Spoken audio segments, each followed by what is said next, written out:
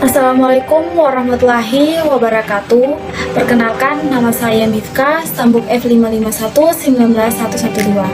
Nah, di video kali ini saya membuat tugas, yaitu tugas digital forensik. Nah, di mana di sini mereview sebuah film. Nah, di sini saya mereview sebuah film tentang forensik yang berada di India. Nah, langsung saja ke inti dari tugas tersebut. Nah, di dalam film ini berhipnosis tentang dimana film ini dibuka dengan adegan seorang anak laki-laki dan ayahnya di sebuah toko daging. Nah, anak laki-laki itu diperlihatkan menyelundupkan kepala dan tubuh berbagai hewan ke rumah dan mengawetkannya dalam toples di bawah tempat tidurnya. Nah, setelah mengetahui apa yang dilakukan oleh anaknya, sang ayah lantas memukulnya dan saat dia besar nanti dia membunuh ayahnya. Nah, dimana di sini adegan kemudian bergeser ke masa sekarang. Nah, di sini terjadi penculikan dan pembunuhan dua gadis kecil Trivandrum berturut-turut tanpa motif yang jelas, membuat petugas investigasi ACP Ritika Sexifer mencurigai seorang pembunuh berantai.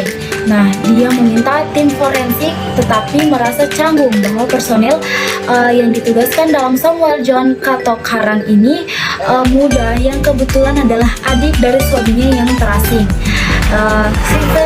John Katokharan ini terlihat bahwa pasangan tersebut memisahkan diri setelah kehilangan salah satu anaknya karena kecerobohan, dan juga bahwa Nayana yang masih hidup berkonsultasi dengan psikolog Dr. Alphonse Kurin. Nah, di mana Samuel menyimpulkan bahwa pembunuhnya tampaknya dapat bergerak dengan nyaman melalui terowongan setinggi 4 kaki, tetapi tidak dapat membuang mayatnya di atas dinding setinggi 5 kaki. Nah, dan dapat berbaur secara tidak mencolok di lingkungan anak-anak. Nah, oleh karena itu ia pasti seorang anak-anak. Meskipun pada awalnya meremehkan, Ritika Xavier terpaksa menerima teori Samuel sebagai saksi mata, segera menugaskan seorang bocah lelaki membuang mayatnya. Meskipun dia melakukannya dengan rahmat, korban lelaki membuang korban lebih lanjut ditambahkan ke daftar. Bahkan ketika polisi menerbitkan sketsa anak pembunuh seperti yang dijelaskan oleh saksi. Nah, itulah hipnosis dari film ini. Di sini dari film forensik ini terjadi ada beberapa kasus, yaitu di mana terjadinya penculikan gadis kecil dan pembunuhan yang terjadi berturut-turut. Nah,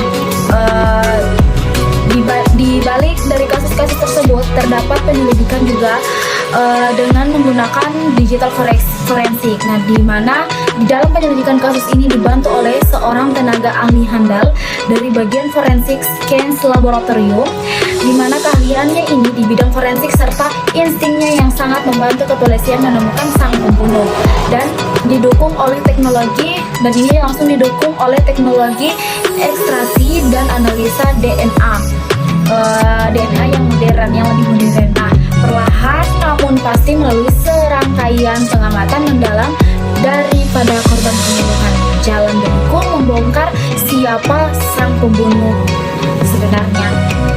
Nah, di dalam plot film forensik ini bertempo dengan cukup cepat dan tentu saja dibekali senjata khas untuk pas setiap film bertema detektif. Red herring alias twisting semakin menuju paruh akhir film, pikiran penonton akan dipancing untuk menebak siapa sang pembunuh. Ternyata keberadaannya justru ada dan dikenal oleh inspektur kepolisian dan sang ahli forensik sendiri.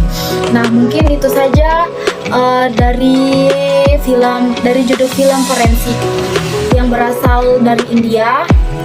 Mungkin kurang dan lebihnya saya mohon maaf. Sekian dan terima kasih.